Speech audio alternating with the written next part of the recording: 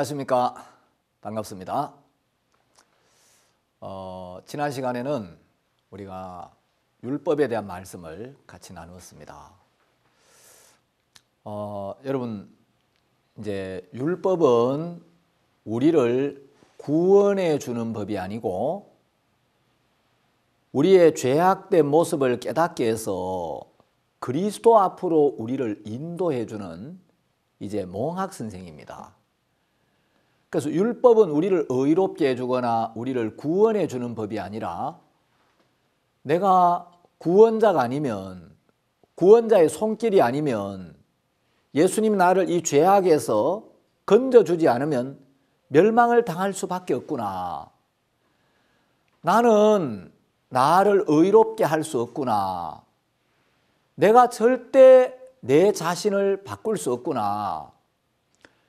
내가 선한 사람이 되어야 하고 내가 뭘 잘해야 되는 게 아니라 나는 추하고 악하고 연약하고 부족하고 허물투성이이기 때문에 하나님 은혜가 필요하구나. 하나님이 이런 나를 불쌍히 여겨 주셔야 되는구나. 내가 예수님의 은혜가 아니면, 예수님의 구원의 손길이 아니면 멸망을 당할 수밖에 없구나. 이걸 깨닫게 해주는 법이 율법입니다. 여러분, 우리가 이제 말씀을 들으면서 하나님 앞에 가장 중요한 게 내 자신의 생각, 내 자신을 믿는 마음을 비우고 내려놓는 겁니다. 제가 지난 시간에 한 말씀을 드렸는데, 신앙은 자기를 고치는 것도 아니고 자기를 반성하는 것도 아니고 자기를 개선하는 게 아니라 자기를 부인하는 거라고 말씀을 드렸습니다. 예수님도 여러 군데 복음서에서 이런 말씀하셨는데, 누가복음 9장 23절에도 보면 또 무리에게 이르시되 아무든지 나를 따라오려거든 자기를 부인하고 날마다 제 십자가를 지고 나를 쫓을 것이니라. 자, 오늘날 많은 사람들이 예수님을 따르려고 애를 쓰고 있습니다. 오늘날 많은 사람들이 정말 예수님을 쫓아가려고 애를 쓰는데 그냥 예수님을 따르고 예수님을 쫓고 예수님을 섬겨야 되는 게 아니라 아무든지 나를 따라오려거든 자기를 부인하고, 근데 사람들이 자기 생각, 자기를 믿는 마음, 자기 판단, 자기 옳음, 그 자기를 버리고 부인하지는 않는 거예요. 자기를 가지고 예수님을 쫓으려고 하지 자기를 부인하고 예수님을 쫓으려고 하지는 않더라는 거죠. 제가 오래전에 이제 금산에 있는 저희들 교회에 집회를 이렇게 한번 갔습니다. 거기 아주 좋은 이름을 가진 목사님이 이제 금산교회를 인도하고 계셨어요. 유만복 목사님이었는데, 이름이 너무 좋죠? 만복. 만 가지 복을 이제 다 받으라고 아마 만복으로 지었는지 모르겠는데, 그 유만복 목사님이 이제 유 목사님 딸에 대한 이야기를 하셨어요. 너무 재밌는 이야기를 하셨는데, 그때 이제 우리 금산교회는 서대전 교회 이제 구역에 속해 있었는데, 어느 날 서대전 교회 목사님이 이제 금산교회를 한번 방문하신 거예요. 그때 이제 금산교회는 개척된 지도 오래되지 않았고 성도 수도 작고, 또 금산 목사님이 정말 이래 성도들과 함께 참 금산에 열심히 복음을 전하고 계시는데, 하면서 서대전에 있는 목사님이 참 그 금산교회에 목사님 그 예쁜 딸이 하나 있는데 걔 과자 참 좋아할 건데 우리 그냥 가지 말고 그 아이 과자 하나 사다 주자. 뭘 사가지? 그래서 이제 마켓에 들어가서 초코파이를 한 박스 샀어요. 그 초코파이를 가져가 가지고 이제 금산교에 도착해서 그 아이를, 이제 딸아이를 불렀어요. 이름이 이제 신영인데, 야, 신영아, 너 이리 좀 와봐. 너 초코파이 좋아해? 초코파이 잘 먹어? 네, 목사님, 저 초코파이 너무 좋아해요. 초코파이 맛있어요. 그래, 너 그럴 줄 알고 목사님이 초코파이 한 박스 사왔다. 그래, 신영이가 목사님 고맙답니다 하고 너무 기뻐하면서 초코파이를 받아 들고 인사를 하는 거예요. 애가 초코파이를 보고 그렇게 기뻐하고 즐거워하고 목사님한테 막 고맙답니다 하는데, 목사님 애가 너무 예뻐가지고 신영아, 너 이 초코파이 다 먹고 다음에 또 초코파이 먹고 싶으면 목사님 초코파이 사줄 테니까 목사님한테 전화해. 네, 고맙답니다. 그리고 이제 이 아이가 초코파이를 들고 방에 들어갔는데 한 5분 있다가 이 아이가 연필하고 종이를 들고 목사님한테 와서 목사님 하고 내미는 거예요. 목사님이 연필하고 종이는 왜 가져왔어? 목사님이 초코파이 다 먹고 또 먹고 싶으면 전화하라 하셨잖아요.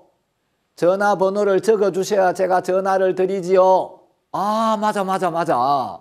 그래, 내가 전화번호 적어줄 테니까 초코파이 목사님 사다 준 거 다 먹고 또 먹고 싶으면 이 번호로 전화해. 그 전화번호를 적어주고 이제 목사님이 서대전으로 돌아가셨어요. 근데 한 일주일쯤 지난 뒤에 전화가 한 통 왔어요. 여보세요? 목사님, 저 금산교회 신영이에요. 그래, 신영이, 네가 웬일이야? 목사님이 초코파이 다 먹고 나면 또 사주신다고 전화하라고 하셨잖아요. 아, 맞아, 참, 목사님도 그래 약속했지. 그 초코파이 다 먹었어? 네. 아, 그래. 그러면 목사님이 지금 바빠서 초코파이를 사가지고 너한테까지 갈 수는 없고 목사님이 초코파이를 사서 너희 집에 도착하도록 보내줄 테니까 그래, 초코파이 오늘 잘 먹어. 고맙습니다. 그리고 이제 목사님이 초코파이를 한 박스 사가지고 택배로 보냈어요. 그리고 이제 목사님이 그 전화를 하면서 얘한테 이제 보니까 얘가 초코파이만 떨어지면 이제 시도 때도 없이 전화하게 생긴 거예요.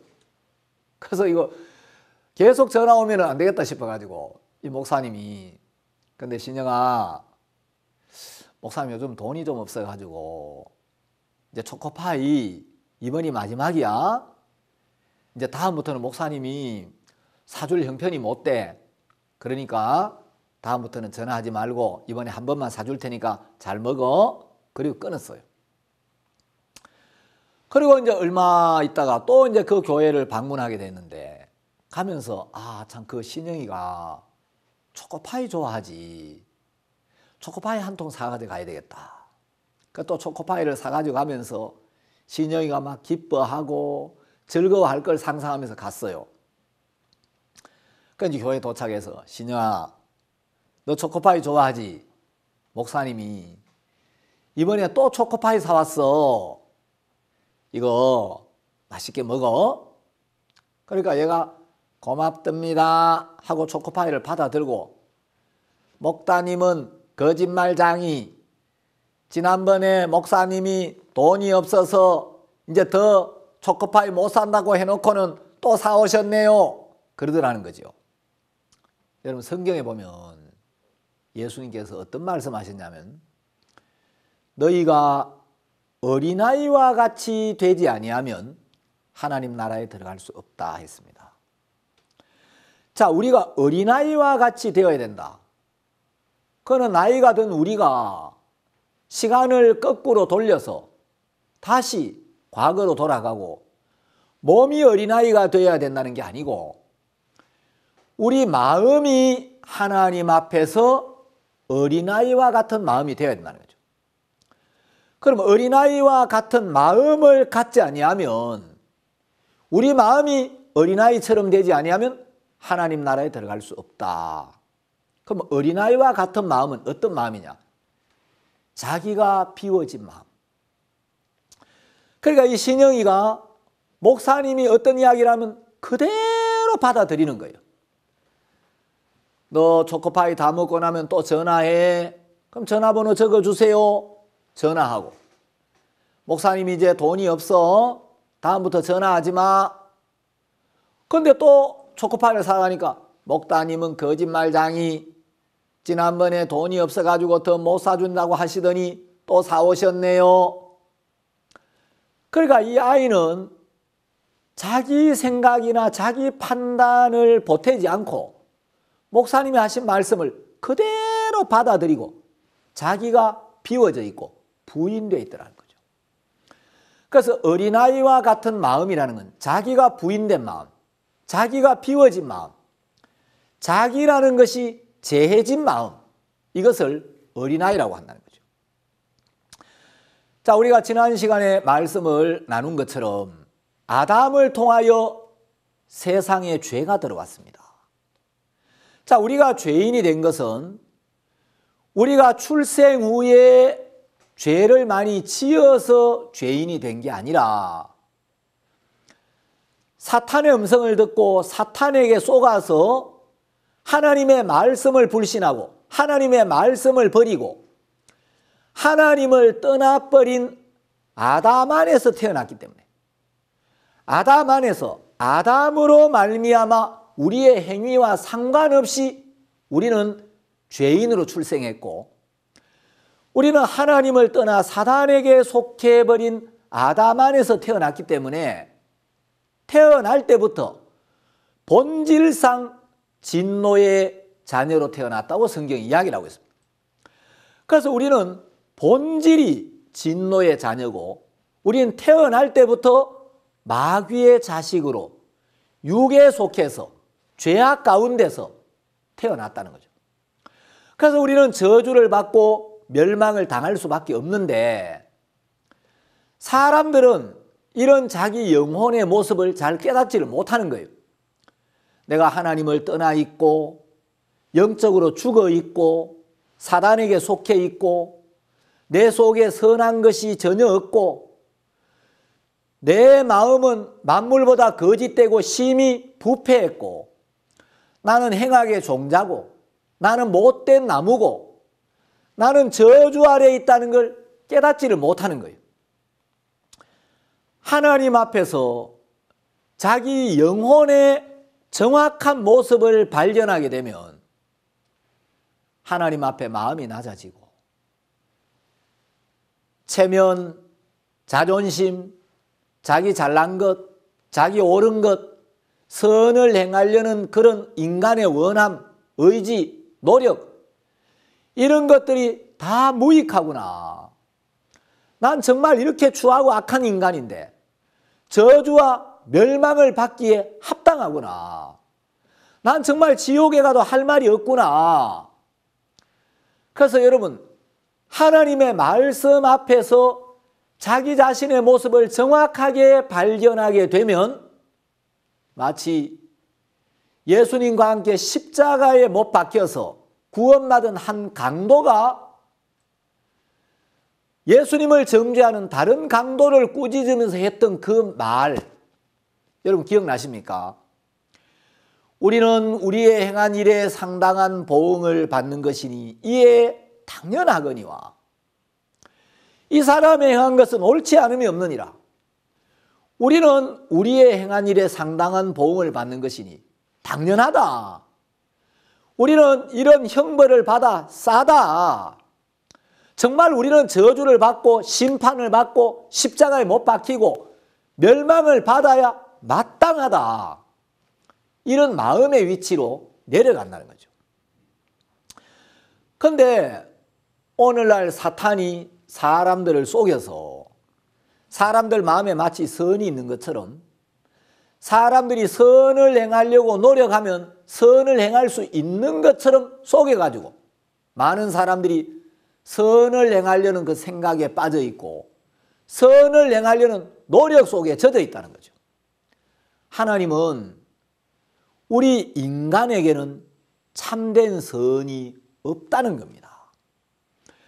그래서 우리가 우리의 모습을 잘 모르니까 선이 없는 죄악뿐인 우리 모습을 잘 모르니까 하나님이 율법을 주셔서 우리를 율법 아래 가두어서 우리가 얼마나 연약한지, 얼마나 부족한지, 얼마나 추한지, 얼마나 악한지 우리 모습을 깨닫게 하시고, 그래서 이제 율법을 통하여 우리의 악한 모습을 깨닫고 저주 아래 있는, 멸망의 길에 있는 내 영혼의 모습을 깨닫고 하나님의 은혜와 긍휼 앞에 나아오게 하려는 게 율법을 주신 하나님의 마음이라는 거죠.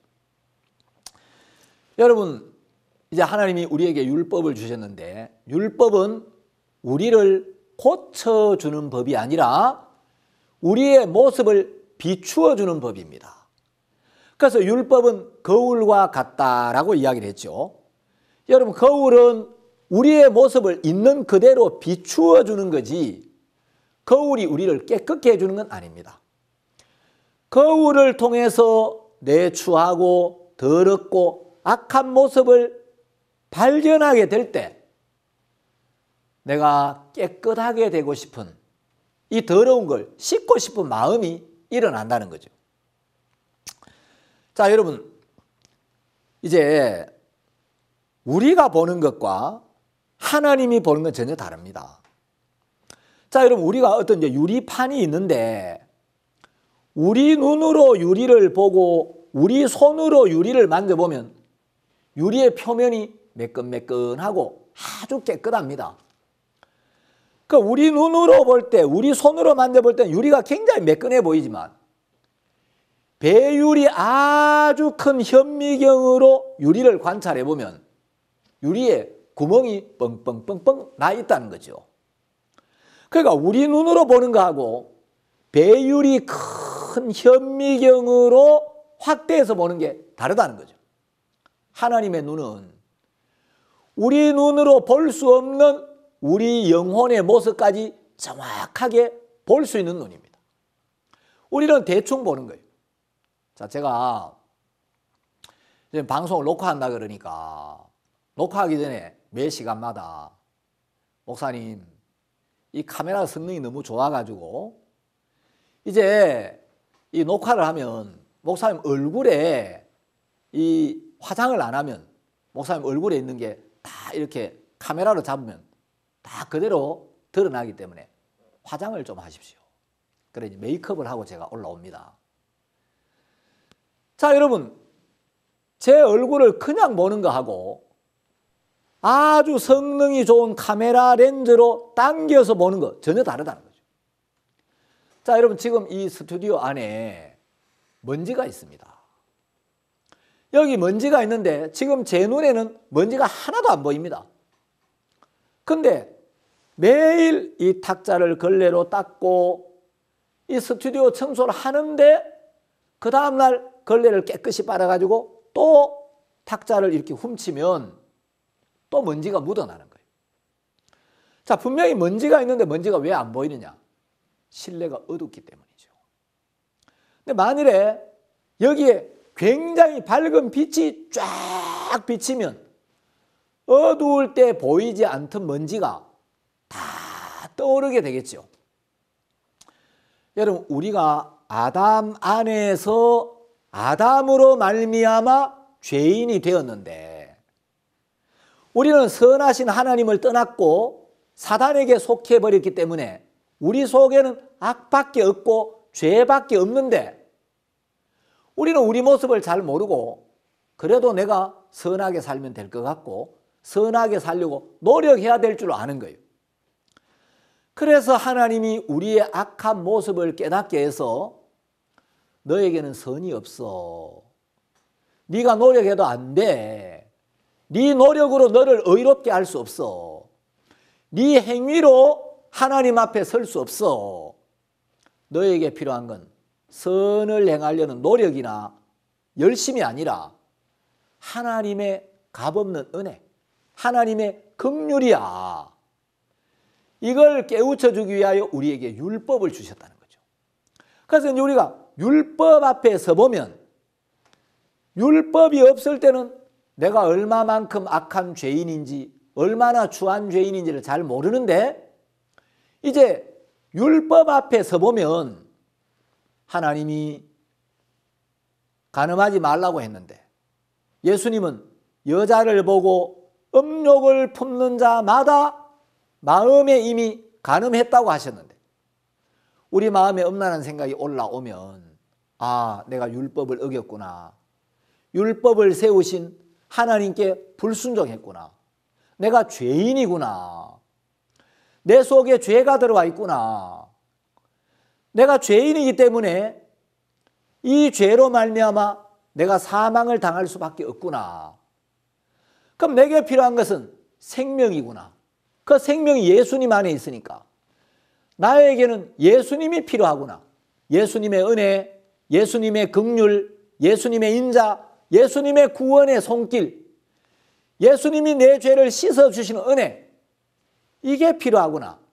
이걸 깨우쳐 주기 위하여 하나님이 우리에게 주신 법이 바로 율법이라는 거죠.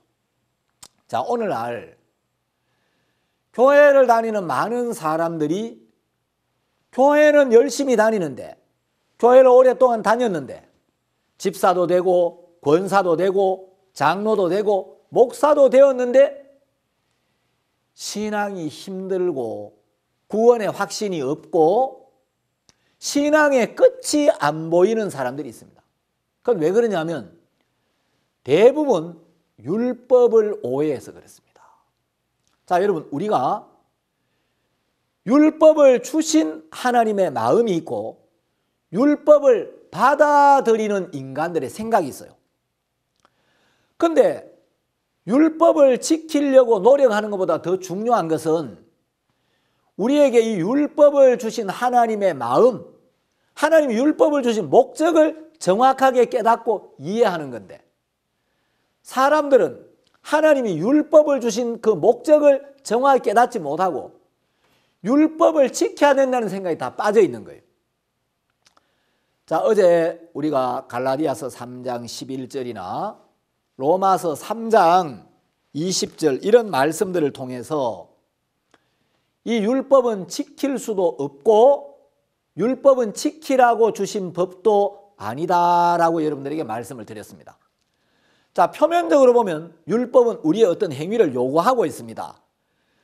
표면적으로 보면 율법은 어떤 걸 하라, 어떤 걸 하지 말라, 우리의 행위를 요구하고 있는 것처럼 보이지만 여러분 로마서 3장 20절에 보면 그러므로 율법의 행위로 그의 앞에 의롭다 하심을 얻을 육체가 없나니. 자, 율법의 행위로는 하나님 앞에서 의롭다 하심을 얻을 육체가 없다. 아담의 자손 중에 하나님을 떠나 사단에게 속해 있는 아담의 자손들 중에 율법을 지켜서 내 행위로 내가 선을 행해서 내가 잘해서 하나님 앞에 의롭다라고 말할 수 있는 사람은 아무도 없다는 거죠. 그러면 하나님이 우리에게 율법을 왜 주셨느냐? 이 율법은 지키라고 주신 법이 아닙니다. 이건 지킬 수도 없습니다. 율법을 하나님께 직접 받아서 내려온 모세 자신도 율법을 지키지 못했습니다. 그럼 율법을 주신 목적은 뭐냐면 로마서 3장 20절 끝에 보면 율법으로는 죄를 깨달음이니라. 자, 율법을 주신 목적이 몇 가지가 있는데 여러분 이건 지키라고 준 게 아닙니다. 율법을 지켜서 선한 사람이 되고 율법을 지켜서 의롭게 되고 율법을 지켜서 영생을 얻고 율법을 지켜서 복을 받고 율법을 지켜서 구원을 받으라고 준 게 아니고 율법은 죄를 깨달으라고 주신 법이라는 거예요. 그러니까 이제 하나님이 간음하지 말라, 여자를 보고 음욕을 품는 자마다 마음에 이미 간음하였느니라. 그런데 나는 이미 아담을 통해 죄가 들어와 있으니까 내 속에서 음란한 생각이 일어나요. 그럼 내 마음에서 음란한 생각이 일어날 때 내가 율법 앞에 서보면 아, 율법에는 간음하지 말라. 여자를 보고 음욕을 품는 자마다 마음에 이미 간음하였다 라고 했는데 내 마음에서 음란한 생각이 올라오면 아, 내가 간음하지 말라는 법을 어겼구나. 내가 마음으로는 이미 간음을 했구나. 내가 율법을 어겼구나. 마음에서 내가 율법을 어겼구나. 그 율법을 어기면 하나님의 법을 어겼으니까 내가 죄인이구나. 죄인이면 죄의 삭시 사망이니까 내 안에 생명이 없고 내가 지금 사망 아래 있구나. 내가 저주 아래 있구나. 내가 영적으로 죽어 있구나. 하나님과 상관이 없구나. 그래서 하나님이 내게 생명을 주셔야 하고 하나님이 나를 이 죄에서 건져 주셔야 하고 하나님이 내 죄를 씻어 주시고 하나님이 나를 의롭게 만들어 주시지 않으면 안 되는구나. 그래서 율법을 통하여 죄인된 내 영혼의 모습을 정확하게 깨닫게 되면 내 마음이 낮아지면서 하나님의 은혜와 하나님의 긍휼 앞에 나아가게 된다는 거죠. 자, 근데 오늘날 많은 사람들이 율법을 오해해서 하나님이 우리에게 율법을 주실 때 이 율법을 지키라고 주신 줄로 알고 있는 거예요. 우리가 악하니까 하나님이 십계명을 비롯한 율법을 주셔서 이 율법을 잘 지켜서 율법을 지키려고 열심히 노력해서 하나님 보시기에 점수가 좋아지면 하나님이 은혜를 베푸시고 복을 주시고 구원을 주실 줄로 사람들이 오해하고 있다는 거죠. 여러분, 하나님은 우리가 율법을 지킬 수 없다고 분명하게 선을 그어 놓으셨습니다. 자, 어제 읽었는데 제가 한 번 더 찾아드리겠습니다. 갈라디아서 3장 11절을 보시면 또 하나님 앞에서 아무나 율법으로 말미암아 의롭게 되지 못할 것이 분명하니. 자, 여기 하나님이 분명하게 말씀하시는 건 뭐냐?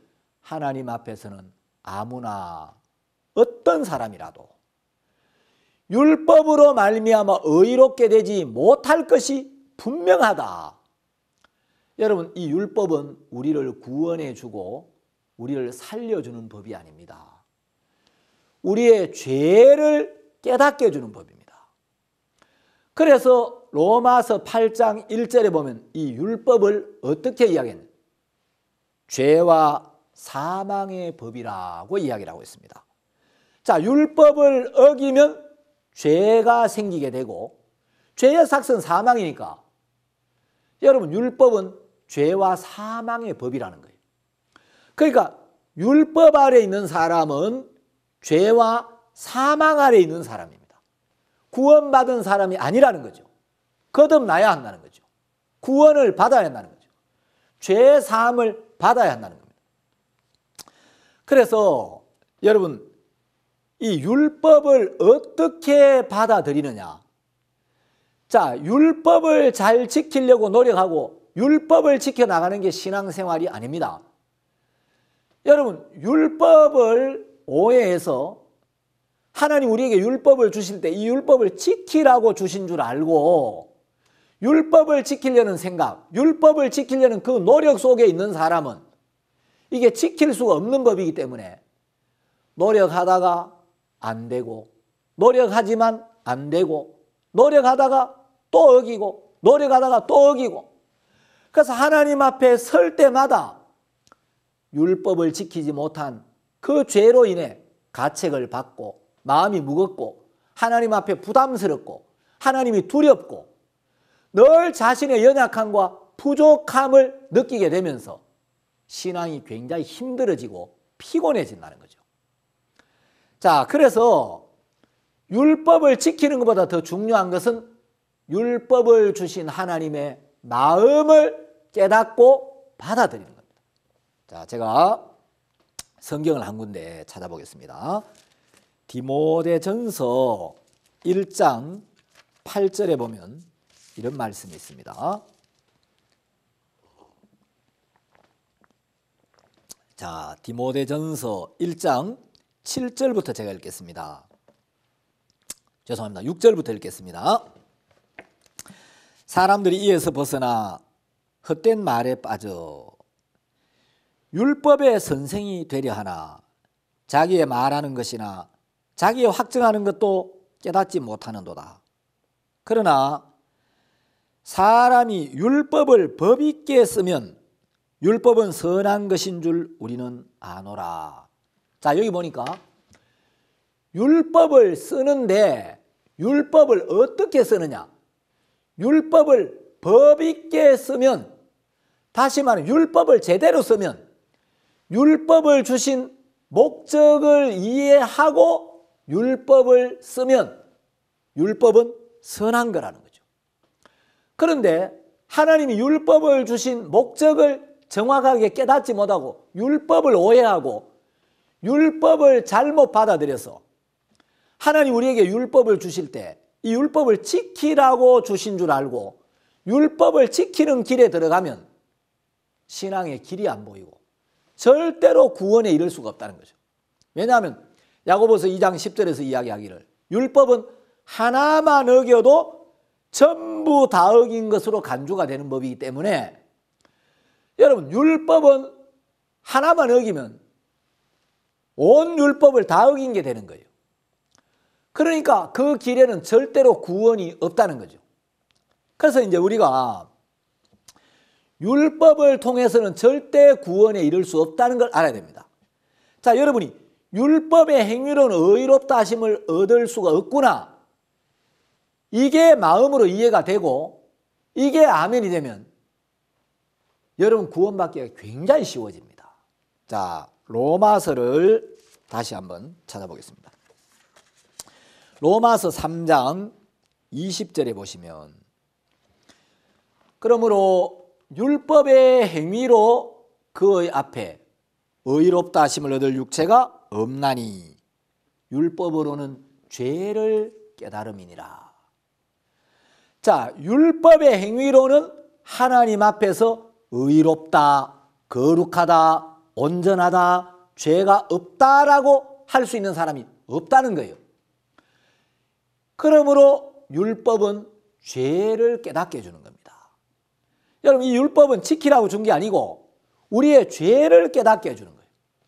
그래서 율법을 통하여 내 죄악된 모습을 깨달으면 마음이 낮아집니다.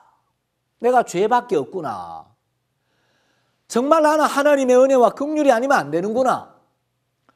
율법을 통하여 죄악밖에 없는 자기 모습을 깨달으면 여러분 자존심, 체면, 사람들이 나에게 이렇게 말하네 저렇게 말하네 이런 것에 마음이 걸리지 않는다는 거예요.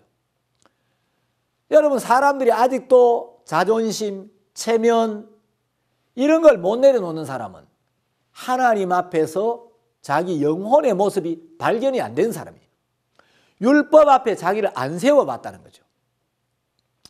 자, 오늘날 많은 사람들이 율법을 정확하게 이해하지를 못하기 때문에 율법을 완벽하게 지키는 것도 아니고 전혀 안 지키는 것도 아니에요. 어중간하게 율법을 받아들이고 있어요. 정말 선생님은 율법을 완전 무결하게 지켰습니까? 우리 그걸 어떻게 다 지킵니까? 사람들이요, 율법을 지키는 것은 고사하고 율법이 몇 가지나 있는지도 잘 몰라요. 율법에 어떤 규정이 있는지도 잘 몰라요. 그리고 율법을 다 지키느냐? 우리가 그걸 어떻게 다 지킵니까? 우리가 어떻게 하나님의 말씀대로 살 수 있습니까? 그러면 율법을 전혀 못 지킵니까? 그건 아니지요. 어떻게 지키십니까? 지킬 수 있는 데까지 지키려고 노력하고 그럼에도 불구하고 못 지키면 회개해야죠. 많은 사람들이 이렇게 알고 있습니다. 여러분 율법은 지킬 수 있는 데까지 지키려고 노력하다가 못 지키면 회개하면 되는 법이 아닙니다.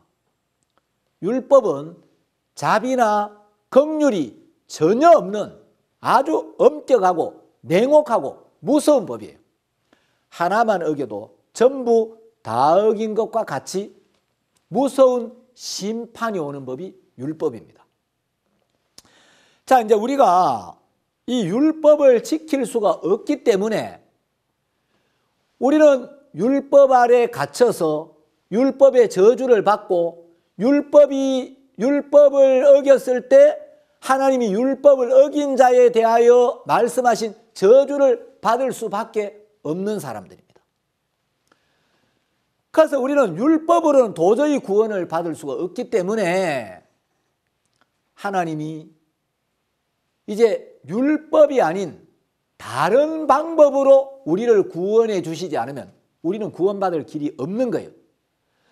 그래서 이제 율법을 통하여 우리의 모습을 깨닫게 해주시고 이제 율법으로는 안 되니까 율법의 행위로는 의롭다 함을 얻을 수 없고 우리가 율법을 지켜서는 의인이 될 수 없고 우리가 율법을 지키려고 노력해서는 절대로 온전해질 수가 없기 때문에 하나님은 너희들 율법을 지켜보니까 안 되지.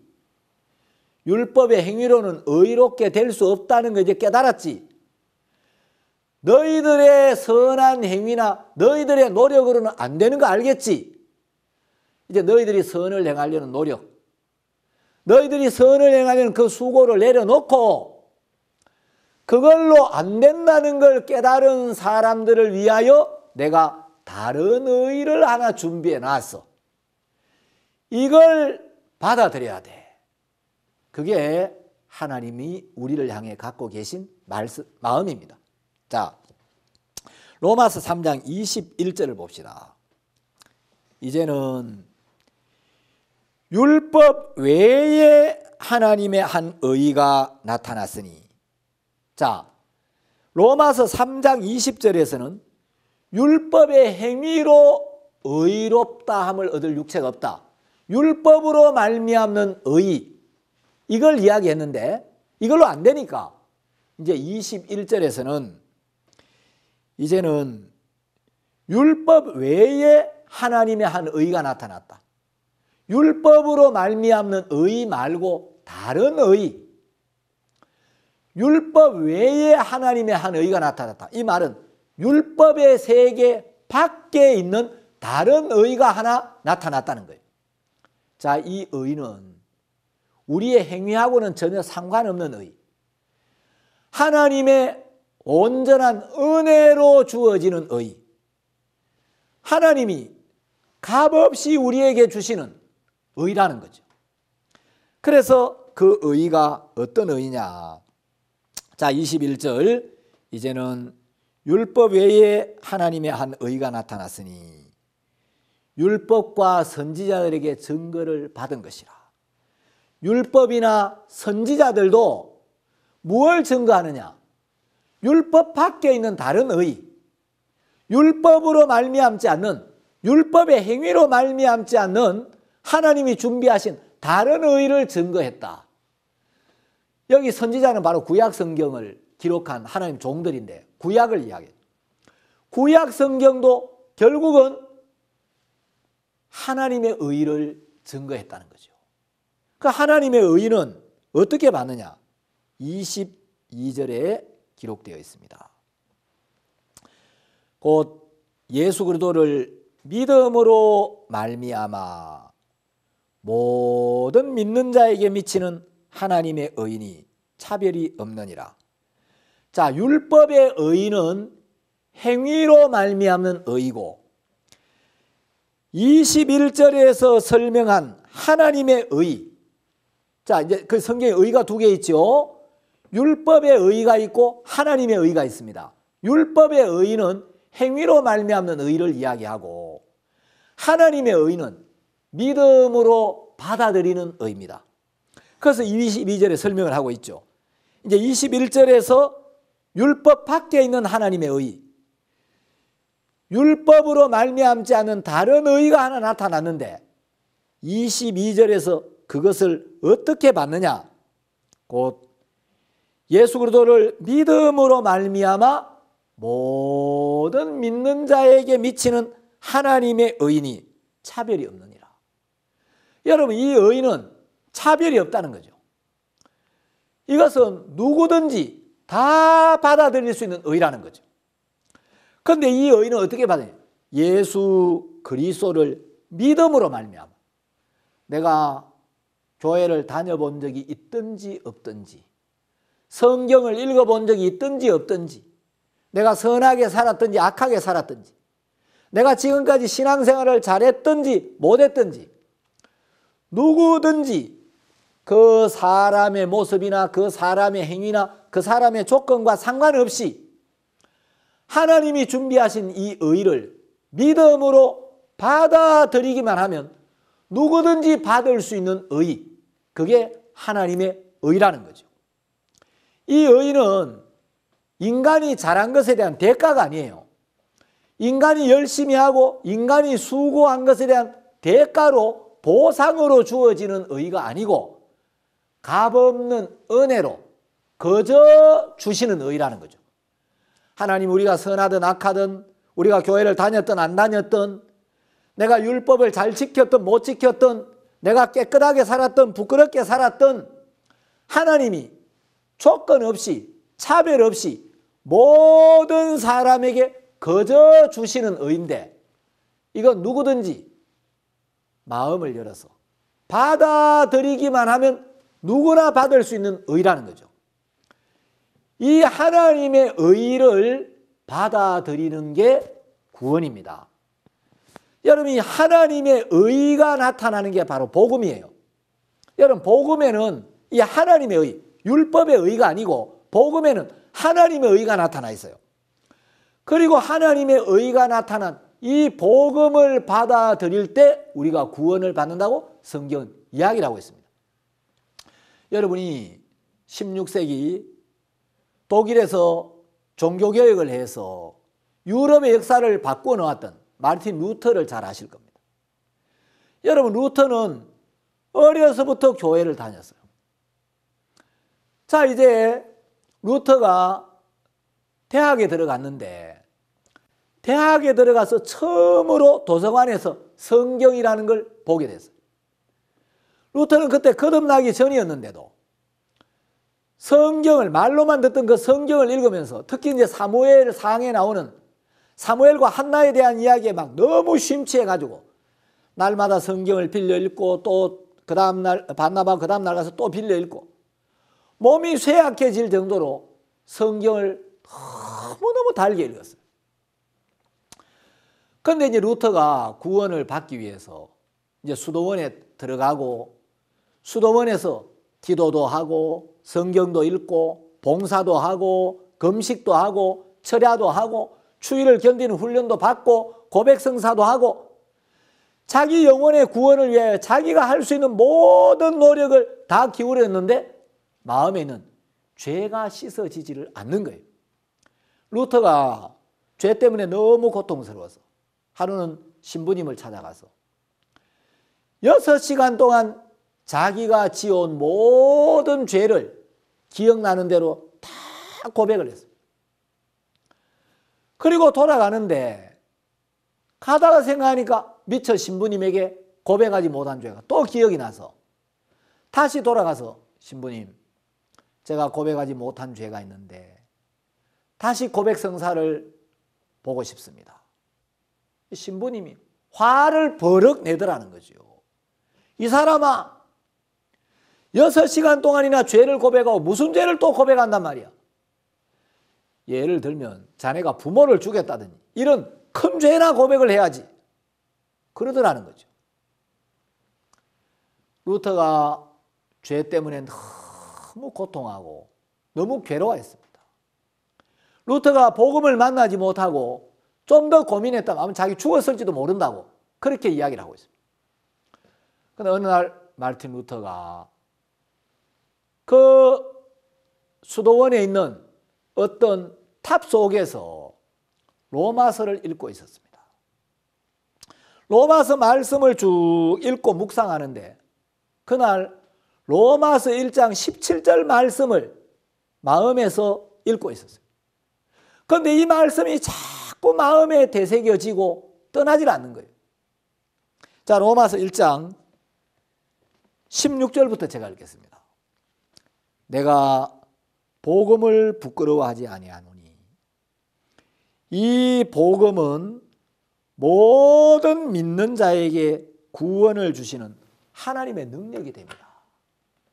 자, 이 복음은 모든 믿는 자에게, 그 사람 선하든 악하든 지금까지 어떻게 살았든 얼마나 많은 죄를 지었든 얼마나 선한 일을 했든 누구든지 복음을 믿기만 하면 복음을 믿는 모든 자에게 구원을 주시는 하나님의 능력이 된다. 그게 복음이라는 거죠. 복음을 믿기만 하면 누구든지 구원을 받는데 이 복음은 믿는 모든 사람을 구원하는 하나님의 능력인데 복음이 뭐냐? 1장 17절에 보면 복음에는 하나님의 의가 나타나서 믿음으로 믿음에 이르게 하나니 기록된 바 오직 의인은 믿음으로 말미암아 살리라 함과 같으니라. 자, 여러분 로마서 1장 17절에서 복음에는 하나님의 의가 나타나서, 자 여러분 율법은 인간의 의를 요구합니다. 율법은 인간의 열심, 인간의 행위, 인간의 의를 요구하는데 복음은 인간으로는 안 돼. 너희의 노력으로는 안 돼. 너희가 아무리 열심을 내도 너희로서는 안 돼. 너희는 이미 죄에 빠졌고 너희들은 추하고 더럽고 악하고 연약하고 부족하고 허물진 인간들이기 때문에 너희들의 노력은 절대 안 돼. 그래서 하나님은 율법으로는 우리를 구원할 수 없기 때문에 다른 의를 하나 준비해 놓으셨다는 거예요. 그게 하나님의 의인데 이 의는 우리의 노력이나 우리의 열심을 요구하는 게 아니라 믿음으로 받아들이기만 하면 누구든지 얻을 수 있는 의. 이게 바로 하나님의 의인데 이 하나님의 의를 믿기만 하면 누구든지 구원을 받는다는 거죠. 그래서 로마서 1장 17절 복음에는 하나님의 의가 나타나서, 여러분 참된 복음은 하나님의 의가 나타나는 겁니다. 여러분 여기는 인간의 의가 조금도 섞이면 안 된다는 거죠. 인간의 의를 배제하고 인간의 행위를 배제하고 인간의 노력을 배제하고 하나님이 우리에게 주시는, 하나님이 우리를 위하여 예비하신 온전한 의가 있는데 이걸 받아들이는 게 바로 구원이라는 거죠. 그래서 복음에는 자 1장 16절 로마서 1장 16절에서 복음은 모든 믿는 자에게 구원을 주시는 하나님의 능력이라고 그랬어요. 그런데 1장 17절에서 복음에는 하나님의 의가 나타나서 믿음으로 믿음에 이르게 한다. 여러분 참된 복음은 하나님의 의가 나타나는 겁니다. 이 하나님의 의는 은혜로 주어지는 의, 믿음으로 받아들이는 의입니다. 여러분 오늘날 많은 교회에 수많은 사람들이 인간의 의와 하나님의 의 이걸 구분하지 못하고 말은 하나님의 은혜를 이야기하면서 마음은 내가 율법을 지키고 내가 선을 행하고 내가 열심을 내고 내가 잘해야 하나님이 상을 주고 복을 주고 구원을 주시는 줄로 알고 있다는 거죠. 그건 여러분 자기의 의입니다. 인간의 의라는 거죠. 그래서 하나님은 우리를 율법 아래 가두어서 우리에게 율법을 주시고 우리를 율법 아래 가두어서 인간의 의를 깨트리시고 인간의 의를 버리게 하시고 하나님의 의를 받아들이도록 우리 마음을 이끄시는 일을 하는 거예요. 그래서 인간의 의로는 안 된다는 걸 깨닫고 하나님께로 돌이켜서 하나님이 은혜로 주시는 의, 이걸 받아들일 때 우리에게 구원이 임하게 된다는 거죠. 자, 다음 시간에는 우리 어떻게 하면 하나님 앞에서 의롭게 되어지는가? 어떻게 하면 우리의 모든 죄를 눈처럼 이게 씻음받고 하나님 앞에 서기에 조금도 거리낌이 없이 하나님 앞에 떳떳하게 설 수 있는 의인으로 거듭날 수 있는가? 이 부분에 대해서 말씀을 드리도록 하겠습니다. 오늘 시간은 여기서 마치겠습니다. 수고하셨습니다.